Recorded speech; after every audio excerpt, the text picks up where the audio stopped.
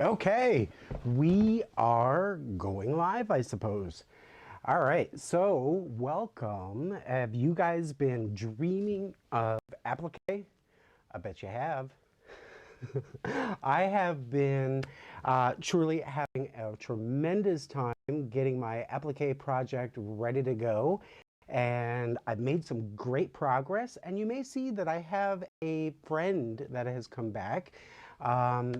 Yeah, it's quite amazing. I'm just so happy that she came home in one piece and it only took 1 week. So thank you very much to the fine folks at Quality Sewing and Vacuum. Applique, are you guys ready to see some simple but pretty effective applique? I think I have some good project lined up and maybe some entertainment for you. But with that, let's go ahead and start the show.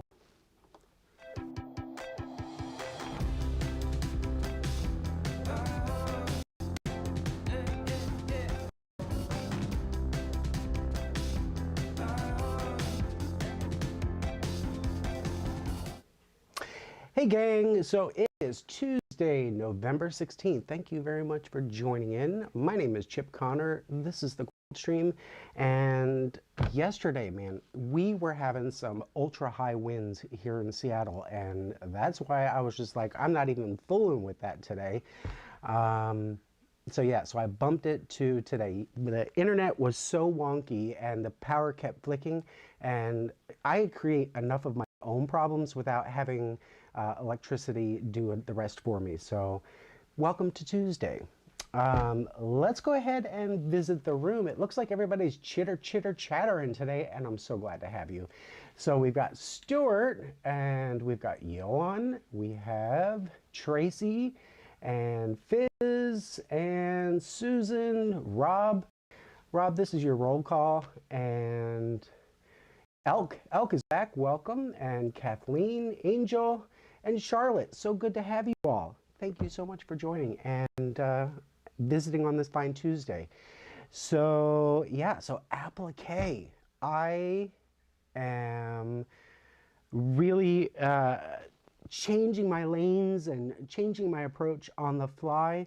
So at last we spoke, I was working with a template. And actually, I didn't even have to cut into this sucker. So I am working on the NITREIO. I'm going to say the name and foul it up really bad. But I am working on this museum poster. And I thought, what an incredible way to make use of someone else's incredible art. And just by turning it into a wall quilt. And what's nice is that really this is a simple design. When I broke it down into the pieces, really you're looking at a huge building, and that's one piece, and then you have the little island in the background, and then the shadow underneath the building, and then the only other thing that I really had to work on was the glass. And I had to make some decisions, and I'd love to share with you what I decided on. So I was laying down, and I got the museum. Actually, let me even take a step back. I got the main body of the poster is really comprised of two sections. You've got the concrete ground, and then you have the red background. The red background includes the sky and the water, but it's all treated as one huge element. So for the background is only two things. And before I show you that, so I just pieced those two together, and I went exactly from the measurements off of my printout. And then I was laying everything down. I got the building laid down, and then I got the island laid down, and then I got the shadow, everything, all the main pieces were there and pretty simple to cut out. So if you wanted to see how I did that, check out last Friday's episode, and we're going to keep moving. So then I was thinking, okay, how do I approach the windows? And there's a couple of thoughts I had. One was like, okay, rather than appliquing each one because because the building itself has, I'm sorry, on the windows, it has a frame around each window pane. And I was like, okay, do I really want to make strips there? Or do I want to applique it? Or do I even want a paper piece? And the paper piece is actually the way I first tried it. I was like, okay, break it down into littles. And I got going on it. And gang, I hated it. I hated the way it was turning out. I was using the brown, which I didn't hate the brown, but I was hating the way it was just, it wasn't lining up. When I traced everything out, it looked fine, but you have to remember, you have to consider what you're actually tracing on and what the color is. And let me take you to the needle cam. And right here, you're going to see that it is a black background, and I was actually tracing with pencils.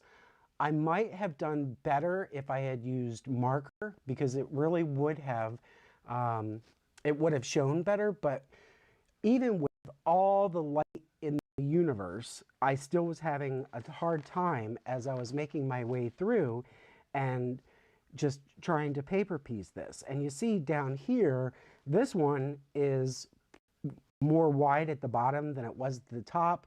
And I knew that, and this same goes for here. So I could have picked that out and then just resewn that together. But really, it was just so finicky, you know, all the flipping and all of the turning. I wasn't in love with it. And I was like, I'm not doing that. So you know what I did do? I went into the craziness that is Illustrator, and I was like this close to calling Tracy over at Curly Seams, because she is an Adobe Suite goddess. She is so good at, like, oh sure, it's just click, click, click, click, click, click, click, and you're like, what just happened? Yeah, I fumbled my way through and actually came up with a pretty good rendition. I broke it down to illustration, and do I have a copy? Yeah, here we go.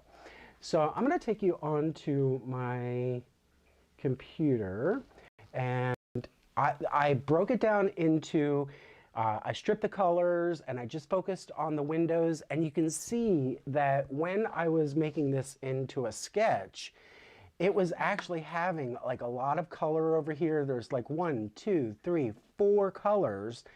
And I was like, okay, what do I do now? And so I eventually kept working at it. And then I started using the direct select tool, and I actually made it into, let me show you this guy here. This one, you really can't see it because it's a negative, but all of the boxes, I stripped it down into all of these just coming into one piece. And then this is going to be a whole nother video, I promise. I took that and imported that into my Cricut. I have the Cricut cutter and imported that, and gang, it cut the windows for me. And you know me, as Johan likes to say, I like to push buttons. Actually, I like to learn tools. And so I got all of the window panes cut just the way I wanted to. And yeah, I could have done everything from,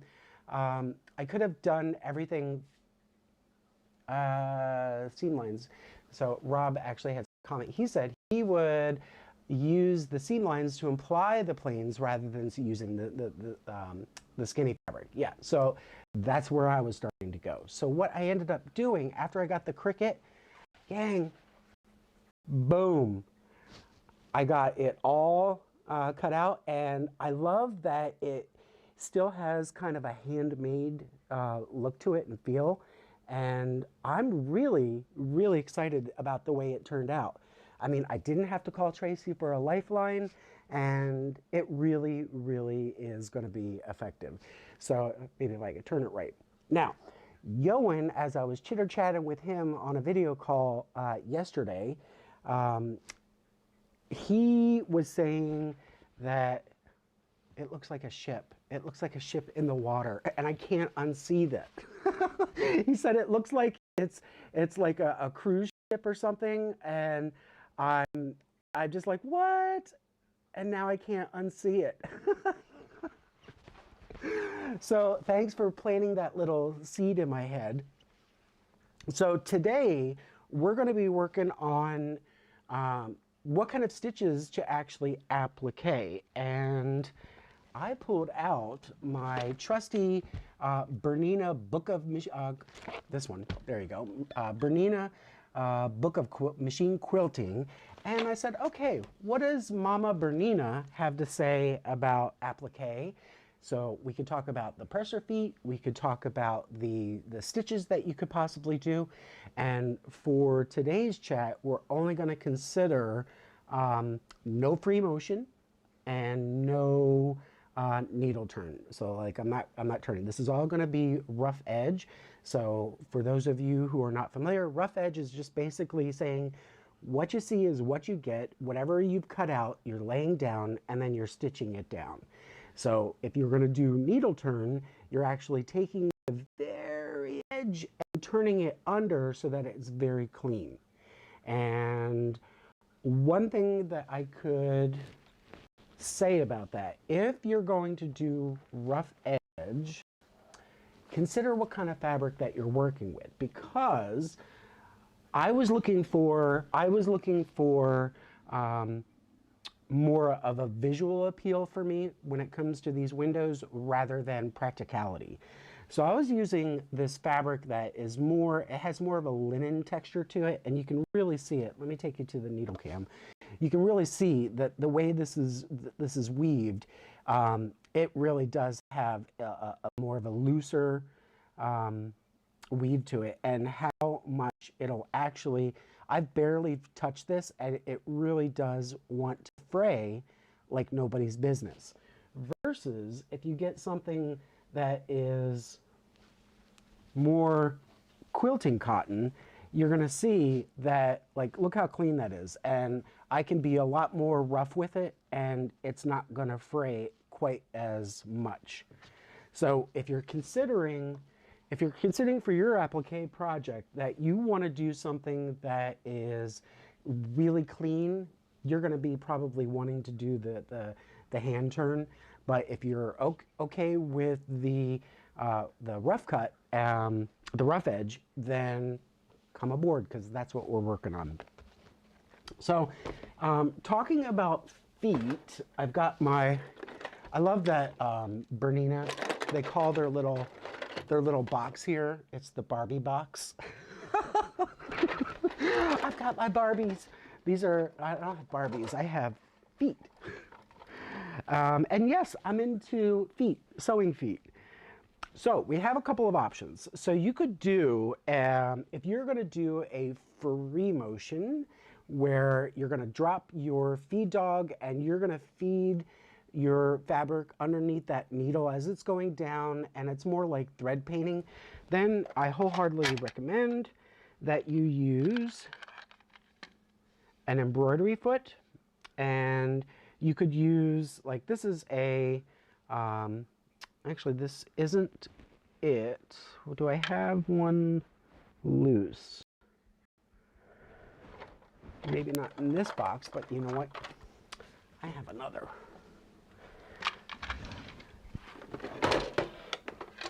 Two Barbie feet.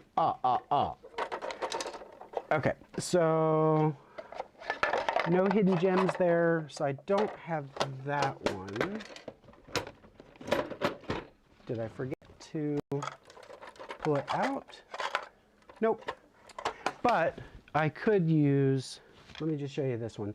This one is the an embroidery foot, and basically you can put that on, and it's very small, and you can just thread paint, or do your embroidery that way. The next one would be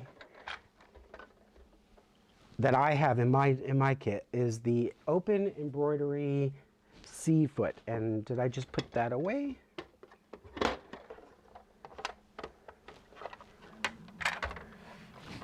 Oh, duh, it's on the needle. Okay, so it's this guy here, and this one has a nice wide open toe, and then that way you can actually see very well where you're going to be stitching. So that's the one I opted for. Or if you don't want to go that route, you want a little bit more foot there, you could have your, you can do another embroidery foot. I'm sorry, this is a clear embroidery, and this is, actually that's the 34. They're very similar. No, I don't have that one, but it looks just like this. It's just, I believe that it's, actually it's not much different, is it? No, it's not going to be much different for the clear embroidery foot number 39 for Bernina.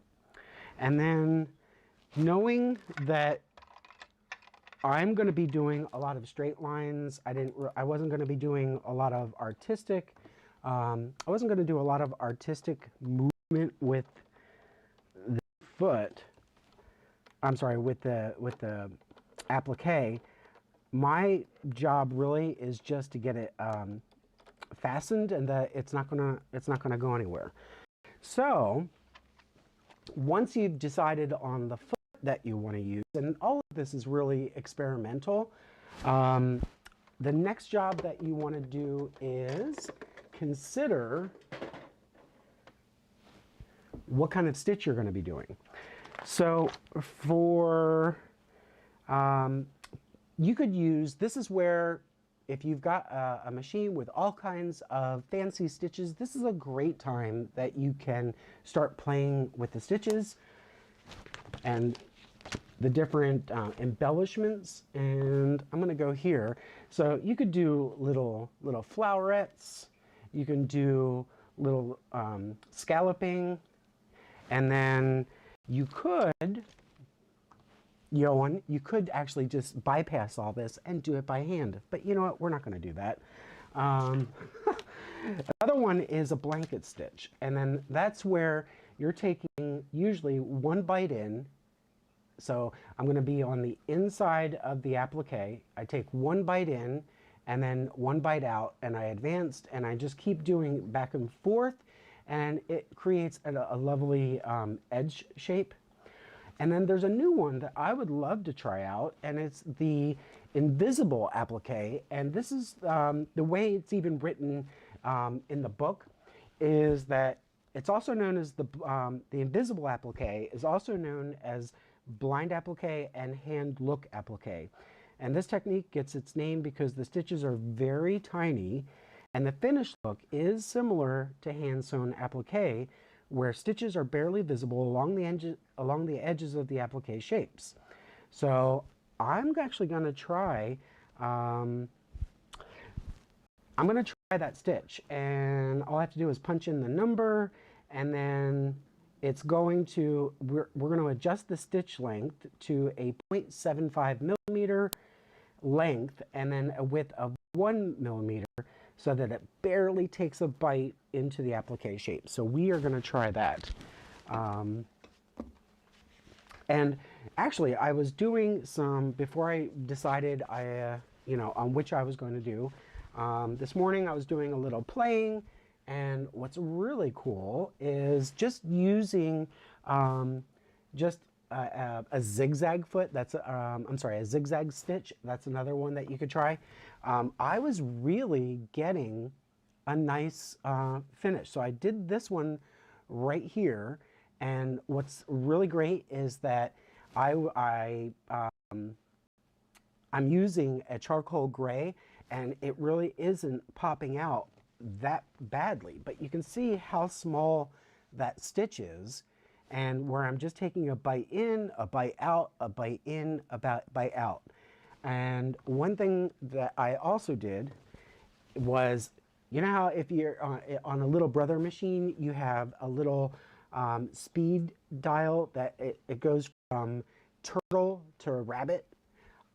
I played that today, and I took my speed all the way down, so no matter what I pressed on the pedal, I wasn't going to overstitch. So then, even before that, I was practicing a little bit on like what are some different stitch widths, and then I didn't really have to vary the stitch length. So my stitch width is going widthways, and then my stitch length you can elongate, but it really depends. I prefer on this project, because I have this linen texture on the fabric that wants to fray like nobody's business.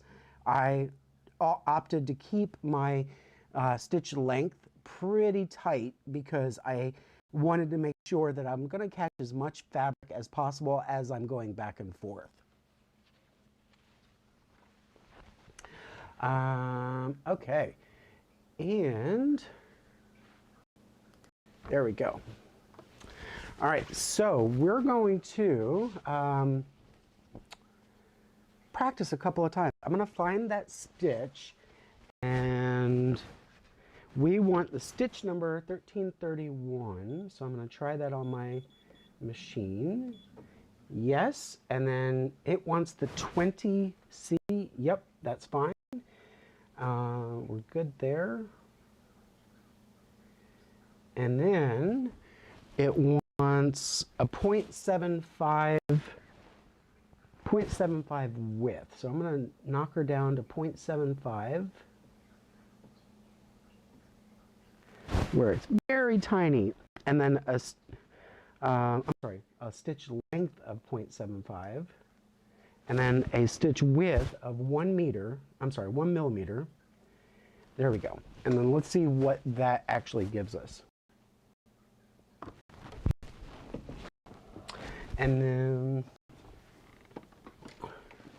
if you have, I will say too, if you guys have a knee lift, you're going to want to do this, especially use it when you're appliquing, because you're constantly turning, and it's so much better when you can just push your little knee lift, the foot comes up, and then you can do all your turning. You don't have to worry about any kind of buttons. It's really handy. Okay, going back to the needle. So I'm going to try, am I threaded? I am threaded. So let's see what this gives us.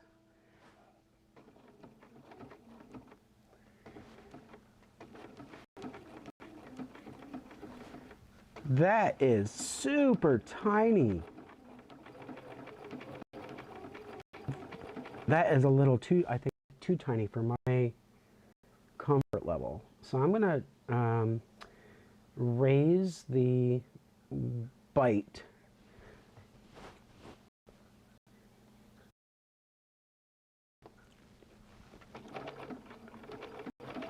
There we go. So now it's taking, what is that, 3 or 4 stitches. So 1, 2, 3, 4, up. 1, 2, 3, 4, 5. 1, 2, 3, 4, 5. 1, 2, 3, 4, 5. All right. So let's cut that and see what that is giving us. Okay, I would feel much more comfortable with that. I mean, I could take it down a smidge, but you can see this is the point. Actually, that is, yeah, that's good. So that's 0.75, and then the width is now at 2.2. Let's take it down to 2 and see what that does.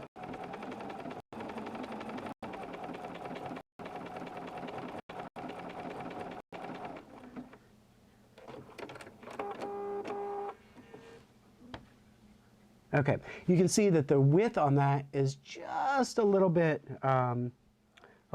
smaller, and I think actually that might be a good recipe. So I'm going to try back on one of these practice ones. So I've already done this guy, and when I was looking at this earlier, I was like, oh, stink. This is really showing a lot of my edge stitching, and actually it's not. This is the fabric itself starting to fray. So when you're doing your rough applique, this is really possible. Again, the looser that stitch, the looser the weave of the fabric, the more likely you're going to get it looking like this. So again, I took the risk of wanting the look of the fabric rather than the type of fabric that I was using. And I wish I had something a little bit more tight in my stash, but I wasn't going to buy anything new for this project. And hopefully you guys can see I'm really just riding that line. So when it's taking that outer bite, I'm not I'm barely going outside of it just to make sure that it's going to get onto the background fabric. So I'm going to cut that and just see how that did. Yeah, that actually looks pretty good. And to be honest, I don't know that I'm seeing that much difference from the original zigzag that I tried earlier today. But I do like, I think I do like this, and I'm gonna try that. It's actually giving me a little bit more. Hopefully you'll be able to detect this. Right here, it's giving me almost like an embossed line right here. So you can kind of see it's just ever so small, but I'm getting a stitch line that gives this a little bit more embossed look, and maybe that'll look cool. So I think that's what we're going to run with. And before I even start on this, let's check the room, see what's going on. What am I missing?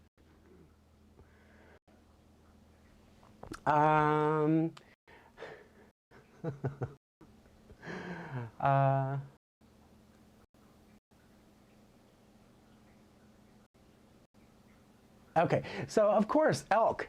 Thanks, Yoan. You got everybody started. I actually immediately thought it looked like a ship last time. So you and Yoan are going to be best friends. And Susan wants to know, is there entertainment on the cabaret, on the ship? Is the entertainment on the ship cabaret? What good is sitting alone in your room? Oh, gosh. I will do a number at the end if I'm feeling it, and I do take tips. Okay. There we go.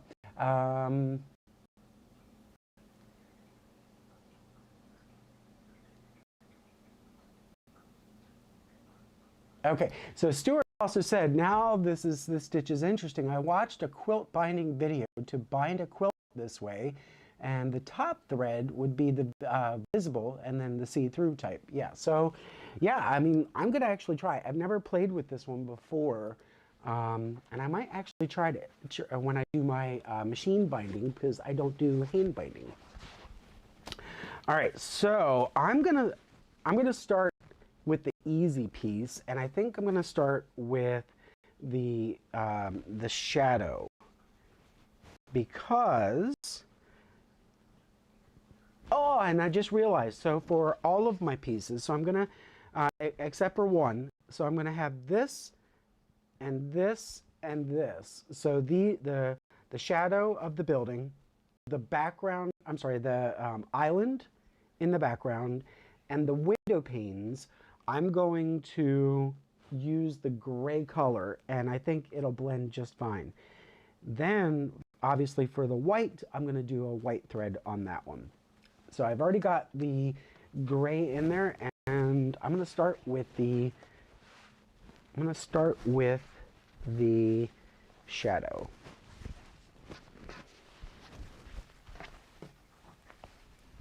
What could go wrong? All right, so I've got that going.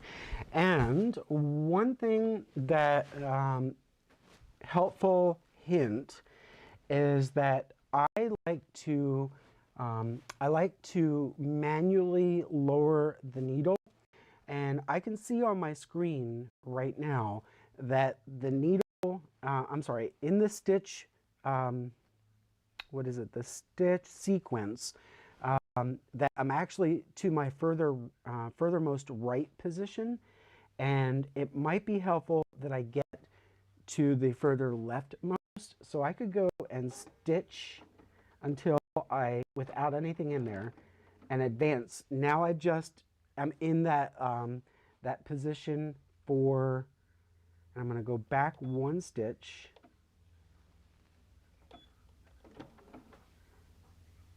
Okay, so I've got my needle up. Now I'm going to manually lower my needle so that I have this going into the correct place. Sorry, got to get it back.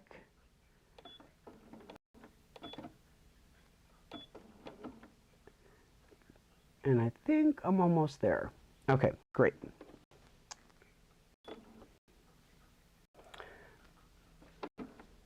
There we go.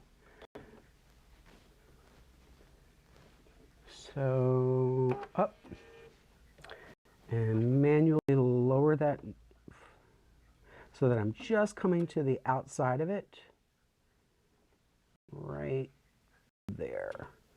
Now this first stitch is going to be hidden in the seam allowance, so I'm not that worried about it, but I just wanted to start myself off right. There we go, and away we go.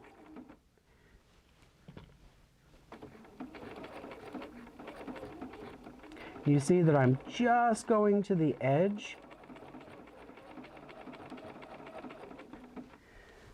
and I feel like my fabric is wanting to drag. There we go.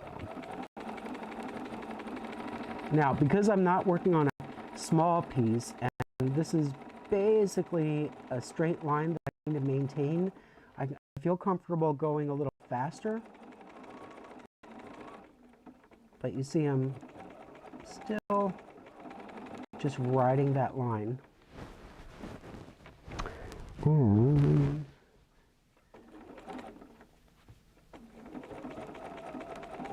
Cool.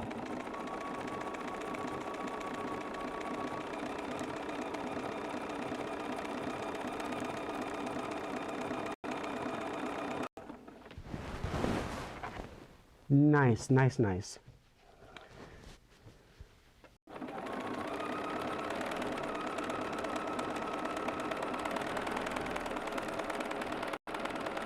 Now, as I'm stitching here, it occurs to me that I may not have had to go as tight in the stitched length, because for the shadow, I didn't use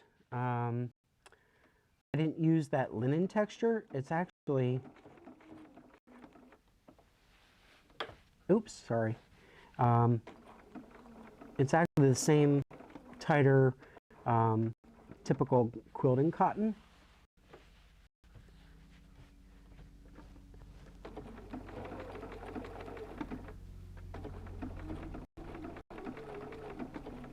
Okay, and one other thing that you could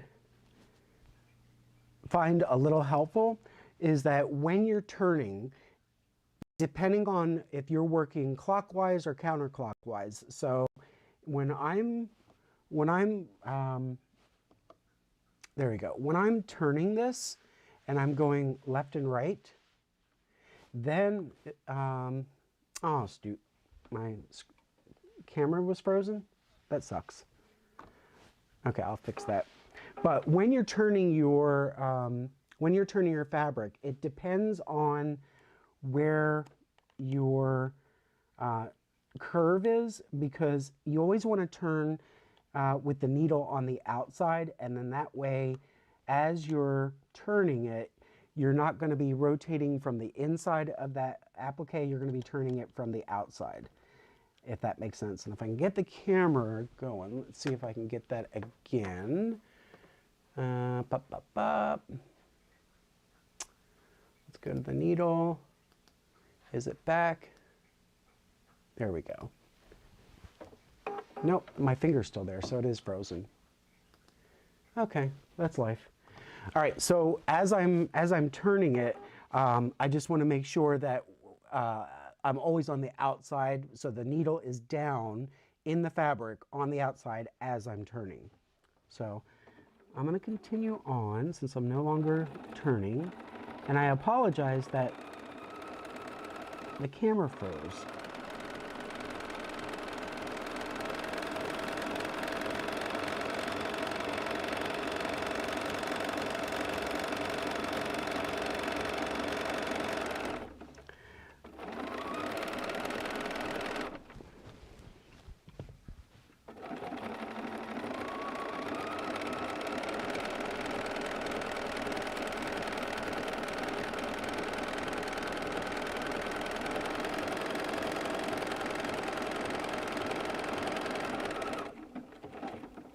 Okay, and we're coming to the last stitch. Boom. And you're gonna have to take my word for it. It really looks good. And that's a nice feeling when it feels secure, and on the back, it is all nice and secured. All right, let me see if anybody else had some ideas or suggestions. There we go. Yeah, everybody's saying it's the way it is sometimes. Nothing wants to work for you. But maybe I can, if you guys bear with me, I'm going to quit the GoPro app and see if I can turn it back on the fly.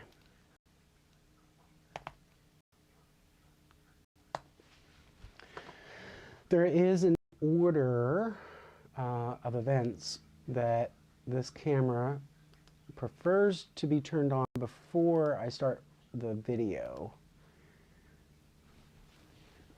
Let's see if I can get it going.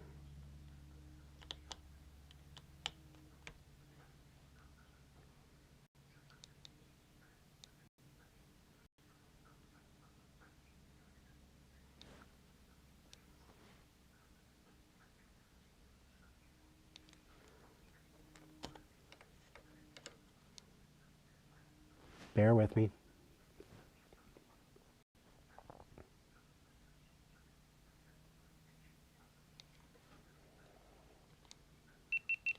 There we go. That's the sound I like. USB connected.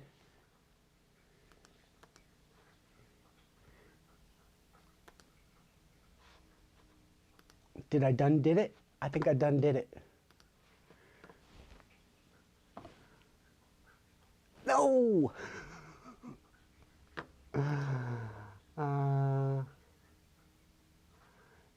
Yeah, it doesn't want that. Oh well, c'est la vie. So no needle cam, and I'm gonna continue on, and with the, I'm gonna try the island, and I still have a very kind of a medium gray that I'm working with, and this one is going to be where, especially you guys can see with all of these twists and turns, that you're definitely going to want to use that knee lift if you have one. Otherwise you're going to constantly be raising and lowering your foot so that you're getting a smooth turn as you're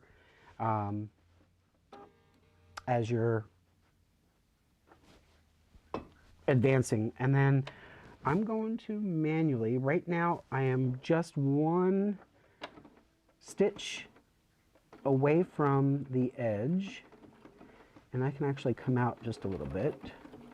There we go.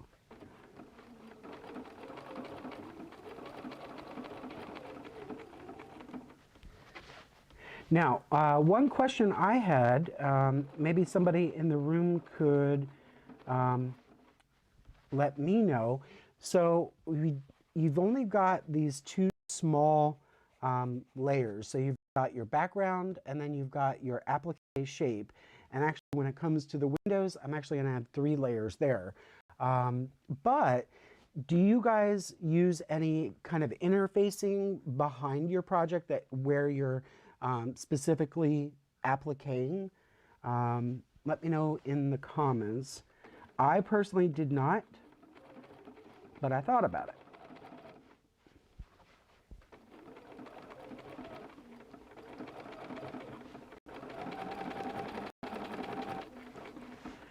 Okay. Now, as I'm turning, you're going to get the knack of which way the needle needs to be. If it's a I'm going to call this one concave curve, then my needle needs to be on the right. If it's a convex curve, then my needle needs to be on the left as I'm turning.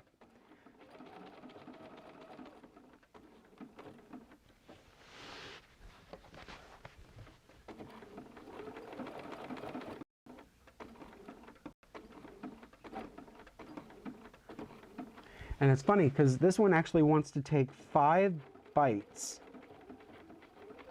before taking that. So it's 5 to the inside before it goes to the next inner stitch.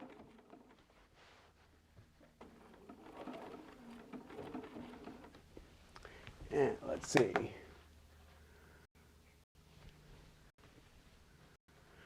So Emma, she says, I sometimes use Stitch and Tear. I don't know that brand. Is that available across the pond here in the US? Tracy also uses the same as Emma. Actually, you know what I forgot to tell you guys? So over, I've created the Quilt Stream community over on Facebook. I know not everybody loves Facebook, but I did a call out on Monday for people to show off their applique makes, and oh my gosh, I wish I could show you some beautiful make on here. So let me see if I can go onto my face, the Facebook, and see if I can show this to you.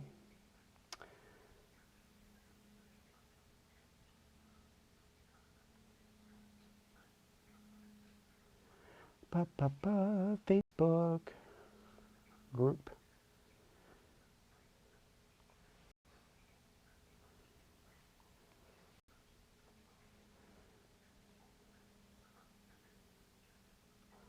Wow.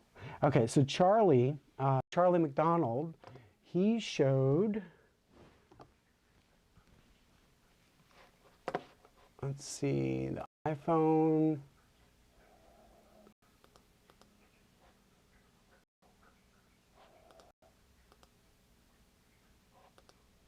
There we go.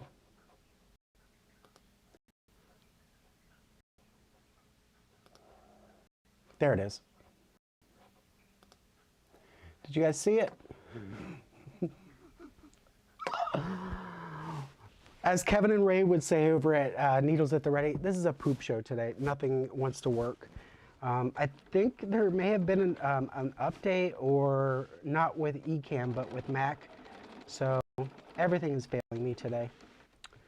But go ahead and check out Charlie McDonald. He showed 4 different projects. One was a gecko, one was a flower, and then another was a city scene. He really did something beautiful. And he actually took some classes to learn the different techniques. I wish that, I don't know if there's other people like me, but it seems like most classes are during the morning or the day, and if you're somebody who has a gig that you have to get to, that it's hard to get to the classes or even some of the retreats, because they do them all. I think they cater to the retirees.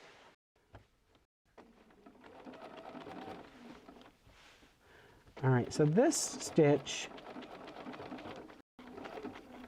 I'm going to tell you, I'm not as in love with, well, actually it's not bad. I think if I had gone a little lighter on the thread, then I would have been in better business, but this kind of sticks out. And maybe this would be a good time to experiment more before you actually commit to it. But I'll show you in a minute.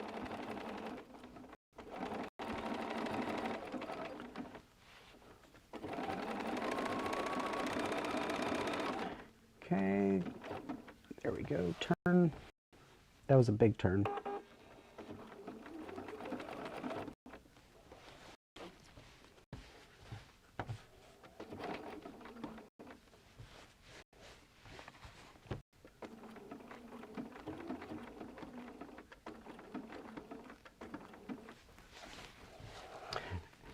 And now I saved myself some little trouble, and we're going to just do a straight line. I saved myself the easy part for last.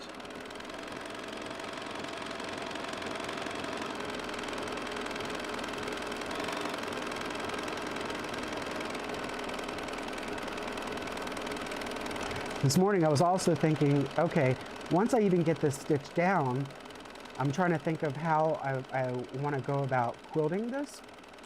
And I was thinking about doing some almost like graph paper, so just a grid on where the concrete is, but make it kind of loose. I don't want to quilt it to death. And then the other, actually, I really think it's cute. It adds a pop. So I'm going to do my best without the other camera. I'm going to do my best to show you right here. So you have some stitching right there. So it's kind of loose, and you can see that I was a lot more consistent along the bottom on the straight edges, but for this particular stitch, I'm not getting the invisible part because of my choice of thread color, which I guess for a tutorial, it's good that I used it, but for something that would be long-term, I'm going to keep, I definitely recommend matching your thread color, because it'll just blend in and kind of go away. So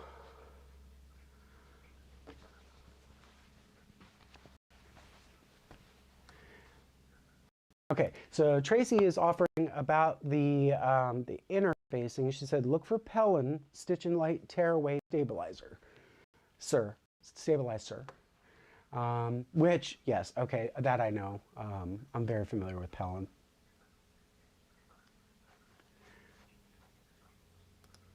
Okay, so now I'm going to go into, I have those, and I think I would be more comfortable if I went with the white. I'm not going to take you guys through all of my stitching on the window panels, but I will just do this final big piece, and then that's actually, like, we're really humming along with this one. All I have to do is switch my thread. Boom.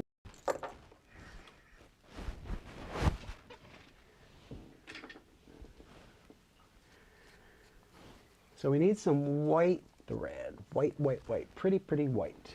Do I have white? That looks white to me. And then I'll need to change my bobbin thread. Oh, and speaking of, so on my machine, it was exactly what I said. There wasn't anything, no surprises when they took a look at my machine over at Quality Sewing, and they were just so nice to me. I was in utter shock. It came back that this past Thursday, and so I was like, okay, I will be there. And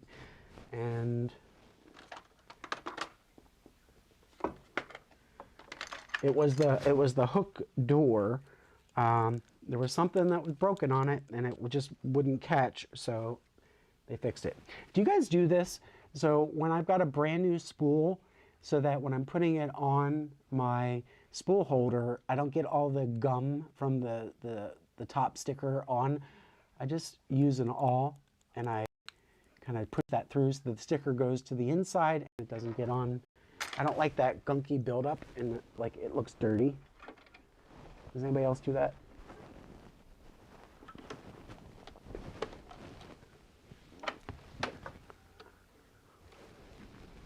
Okay, we're almost threaded.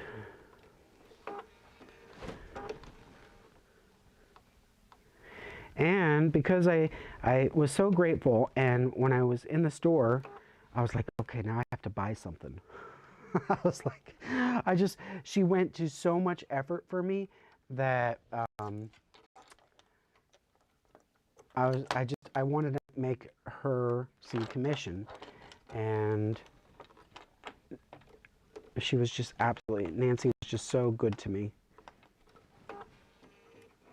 Okay, so we've got the top threaded, and now we need some bottom thread. I just kicked something on the ground. Let's get some white.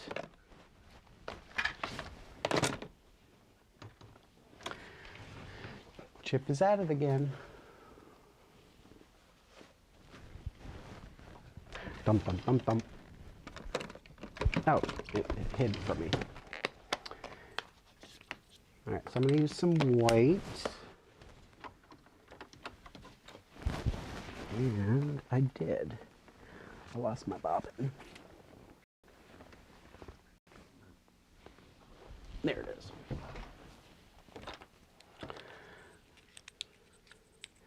So I bought, and I'm very excited. So I don't know if you guys realize this, but there are 39 days left until Christmas. I am nowhere near a Christmas person this year. Christmas, for me, I get excited about it maybe every 3 years. And so Erin and I, we had been trying to do like a year that we do Christmas, and then the next year we still do Christmas, but we don't exchange gifts, but then maybe we'll go to Vegas or something. So that's what we're going to do this year. We're going to venture outside the house, and we'll see how that goes.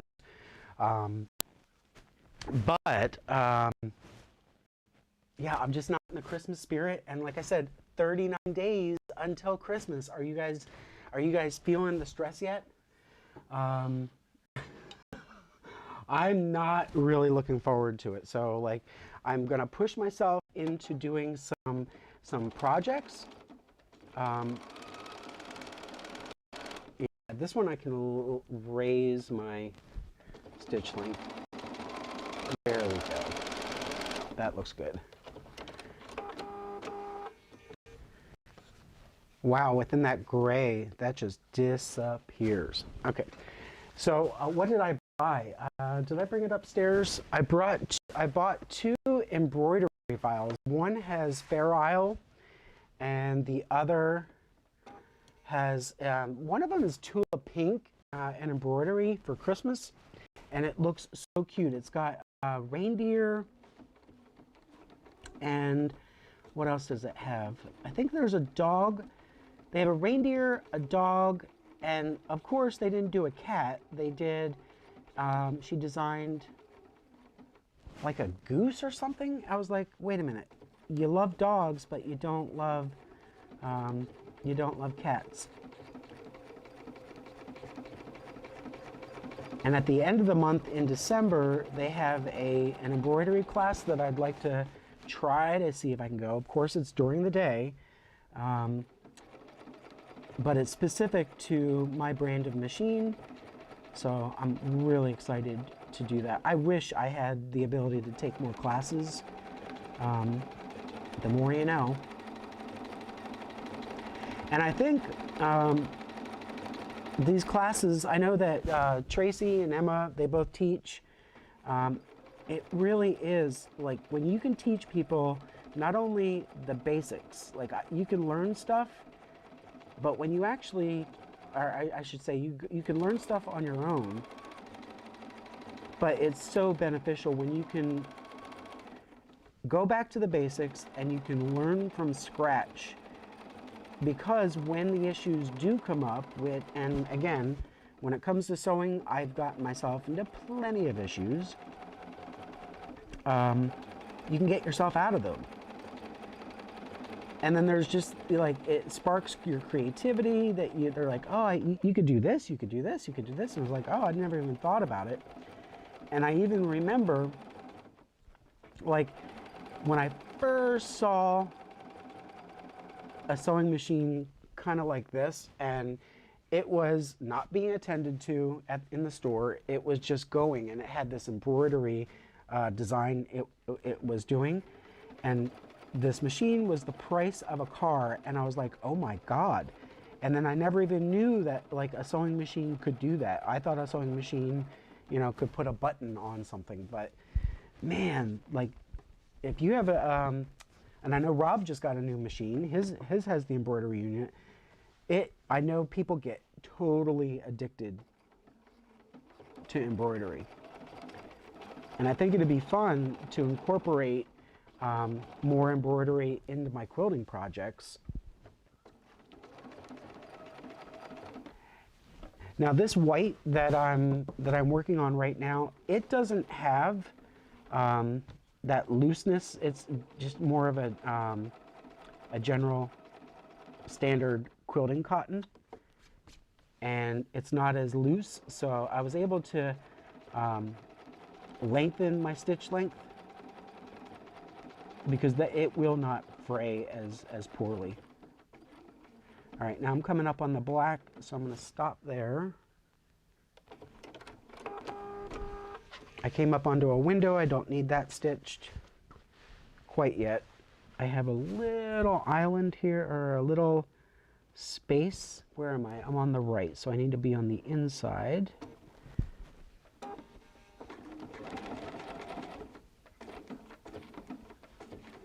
Haha.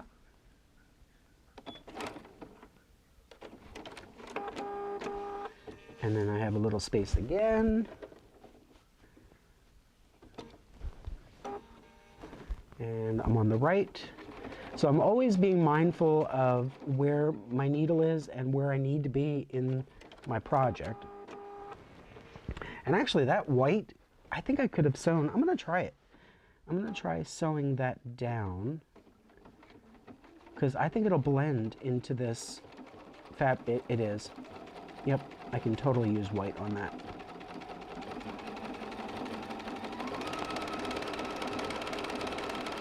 So now I can just go super speedy and do my edge stitch.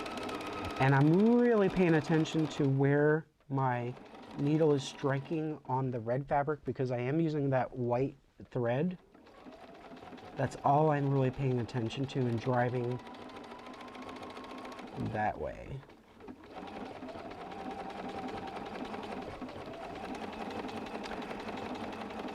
And I'm actually just using, I was thinking about it, I'm using a polyester thread, so that's my Gutermann 50 weight. I could have used embroidery floss, but it's not that, for me, it's not that fancy of a project that I'm exploring all of embroidery.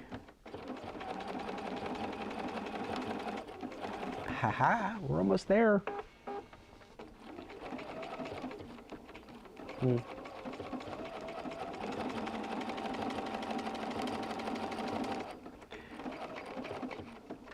All right, so I'm going to stop there, and then I want to finish the base. I want to finish this base in a different thread color so that it's blending in more.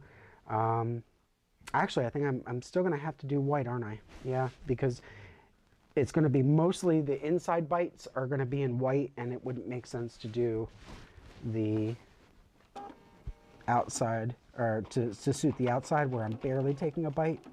So I'm going to fix that.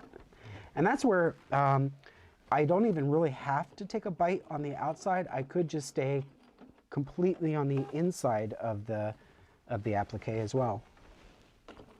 Hopefully I'll put it in front of the camera and you'll be able to see what I'm talking about.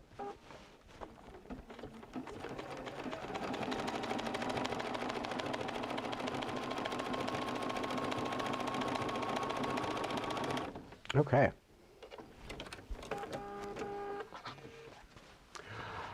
All right, so you can see I have stitched, and you know, there's that test where you're like, okay, I'm 3 feet away and I'm 6 inches away.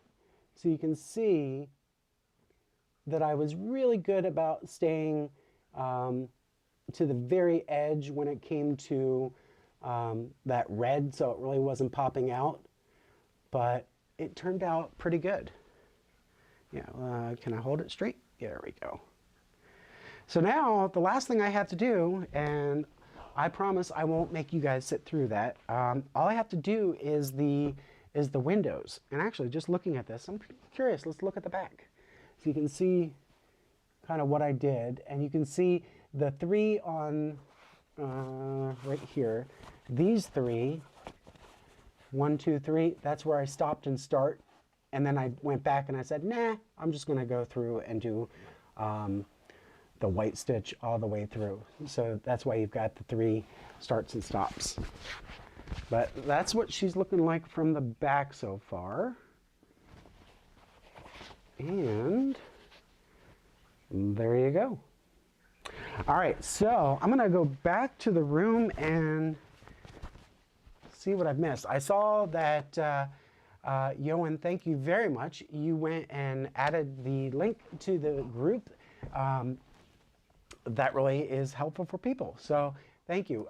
If you guys haven't noticed, I've added some moderator permissions to the room, and it's, you know, when you're ironing and you're pressing and you're sewing and you're trying to drive the ship, it really does help out. So a couple of beautiful friends have Tracy and Johan and Stuart and Susan, I think I added, volunteered and said, okay, if there's any trolls in the room, we're going to boot them out for you.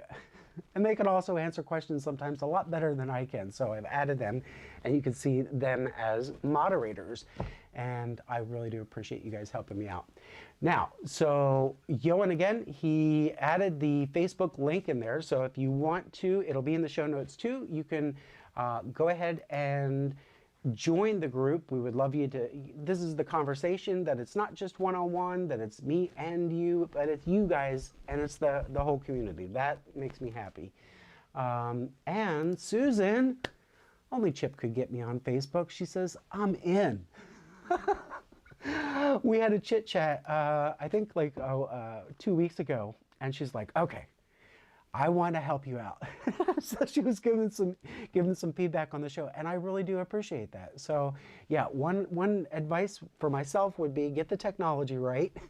And then one thing that she suggested, Susan was like, hey, would it be helpful if you already know what your topic is going to be, what project you're going to be working on? And actually, I'm going to give credit where credit is due. She relayed this advice to me. It was actually from Sally, her sister. But they were like, why don't you just go ahead and post it in your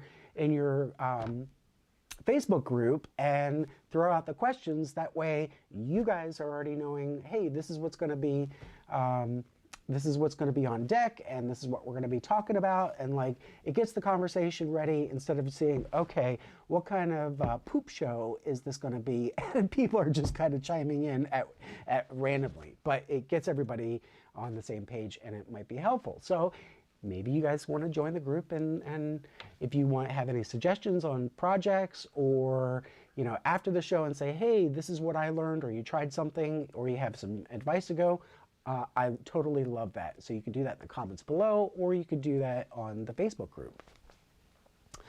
So yeah. And okay, so Tracy says, does your bobbin case have the arm on it with the hole in it? Not sure what it's called, but apparently it's for use when doing applique. Does your bobbin case... So that is a very good question. So are you saying not the bobbin?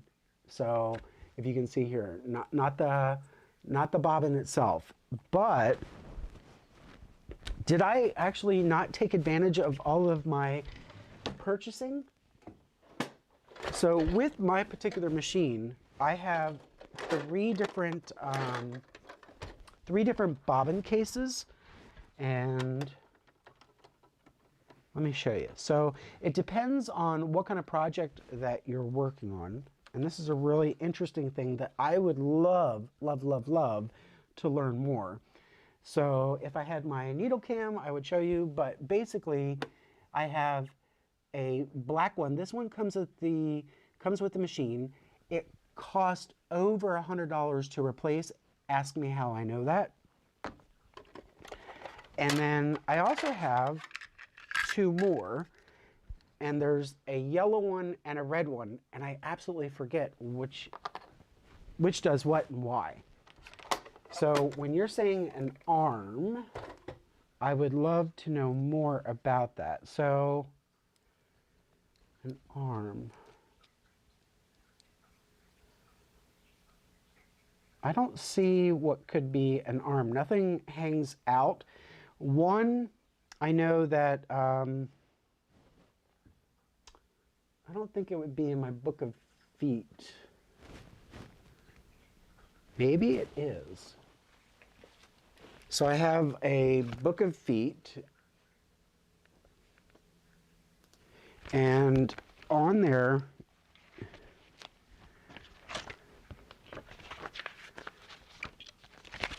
actually, you know what? There is a download that I just got, and it says all of the possible accessories for your Bernina book. I'm sorry, for your machine, and nothing in here about the bobbin. I'm going to follow up with that, Tracy. Maybe I will see if there's anything. Yeah, so she says not the bobbin itself, but the case. So I'm going to look at that. So I have three. One I know is for when you're using thicker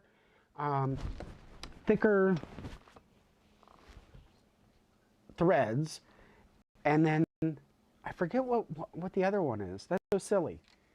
You know, you're like, oh, I have to have that because it's there, and then I haven't used it yet. So I really do need to totally learn how to get the most out of this machine.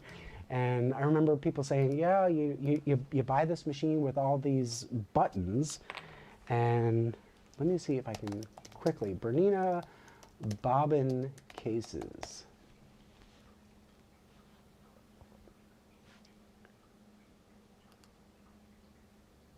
Boop, boop, boop. Can I do Chrome? Are you gonna let me do Chrome? So if I go here,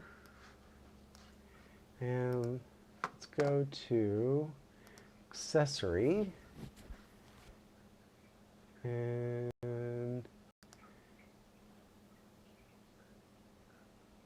oh my God, ads. Bernina.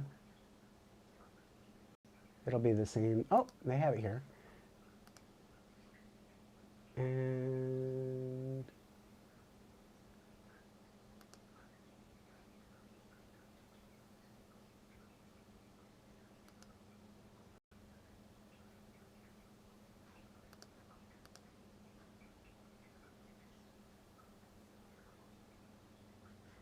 let me just do, it is. So the hook bobbins and the bobbin cases.